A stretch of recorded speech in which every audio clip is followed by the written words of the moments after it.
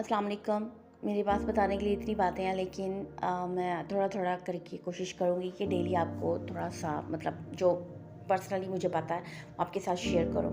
हम बचपन से सुनते आ रहे हैं कि अल्लाह ताला देखते हैं, अल्लाह ताला को सब पता है, अल्लाह ताला जानते हैं।